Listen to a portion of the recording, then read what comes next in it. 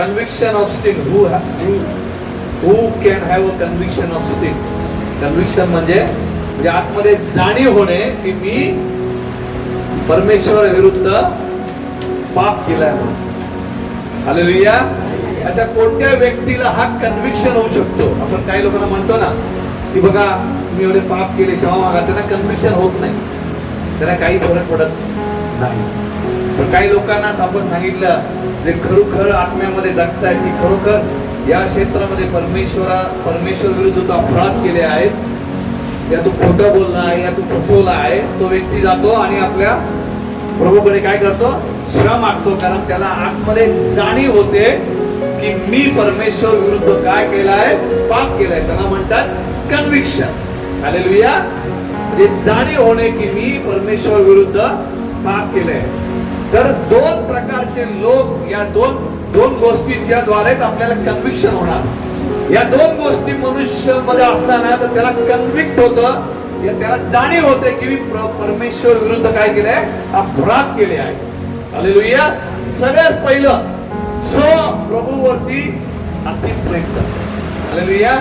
सगळ्यात पहिलं तो व्यक्ती ला जाणीव होईल जो व्यक्ती प्रभू ख्रिस्तावर अपार मनाने, त्या काय म्हणतात भरपूर मनाने, या सगळं प्रथम त्याचा तो स्थान त्यांनी दिला त्या प्रभूला. तो व्यक्तीच फक्त त्याला जर सांगितलं ना तुम्ही की तू खोटं बोलतायस, पाप करतो, लगेच मुक्त्यावर जाऊन परमेश्वरकडे रडून रडून क्षमा मागेल. या तो व्यक्तीला आतमध्ये जाणीव होईल मी प्रभूच्या विरुद्ध मी पाप करतोय, पापी जीवन जगतो आहे.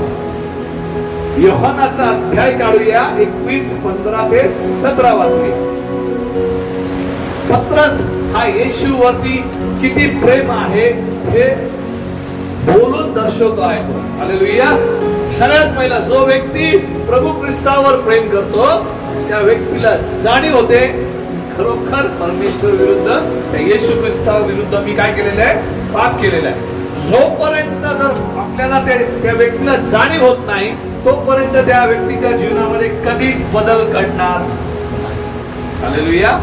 कन्व्हिक्शन जाणीव झाल्यावरच मनुष्य आपला जीवन बदलायला, या त्यातून निघायचा तो प्रयत्न करतो. हालेलुया. सगळ्यात पहिला काय? परमेश्वरवरती प्रेम. पत्रस असा व्यक्ती होता की सर्व शिष्यांपेक्षा जास्त प्रेम करत होता. हालेलुया.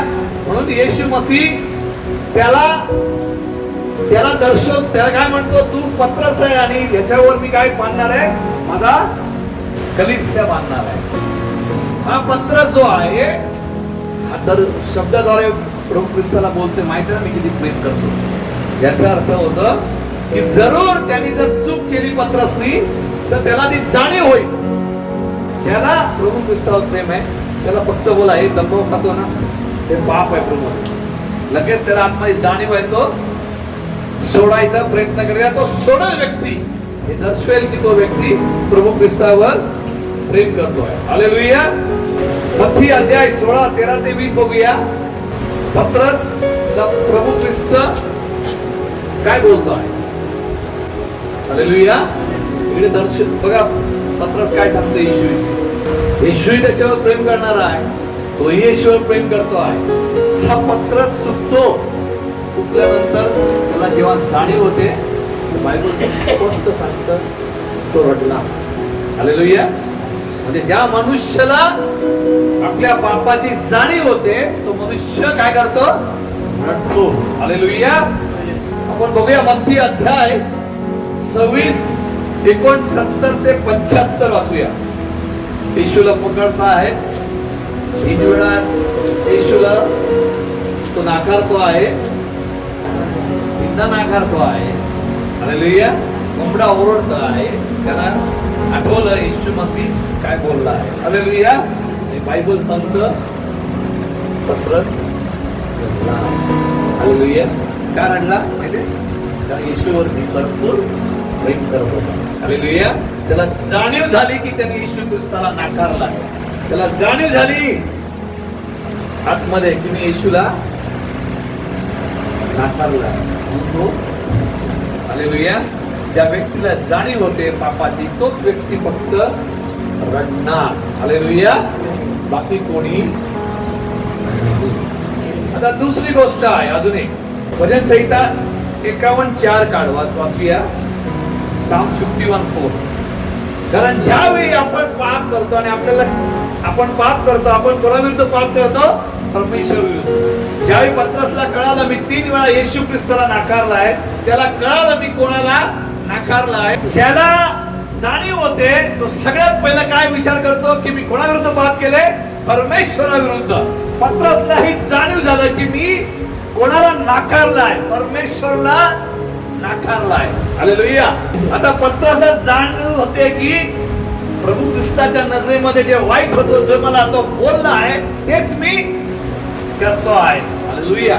म्हणून बायबल सांगतं पत्रसला जाणीव झाली. हालेलुया. आता दुसरी गोष्ट आहे, त्या व्यक्तीला जाणीव होईल ज्या व्यक्तीमध्ये परमेश्वराचा आत्मा आहे. हालेलुया. पवित्र आत्मा आहे. योहानाचा अध्याय 16:18 येशू मसीह काय सांगतोय लोकांना? 16:8 काय म्हणतो? परमेश्वर कुठला काय बोलतोय येशू ख्रिस्त? जेव्हा परमेश्वराचा आत्मा येईल तेव्हा काय करेतो? लोकांना जाणीव करेल धार्मिकताविषयी, न्यायविषय आणि पापाविषयी. आता कैवारी कोणाविषयी सांगितलं इथे? परमेश्वरच्या पवित्र आत्म्याविषयी सांगतो आहे. ओके. काय करणार आहे तो आला तर? जगामध्ये काय करणार आहे तो? काय करणार आहे? 3 गोष्ट करणार आहे. काय करणार आहे? पापाविषयी जाणीव करून देणार, नीतिमान कसं राहायचं जगायचं तो शिकवणार, परमेश्वराचा न्याय काय ते शिकवतो.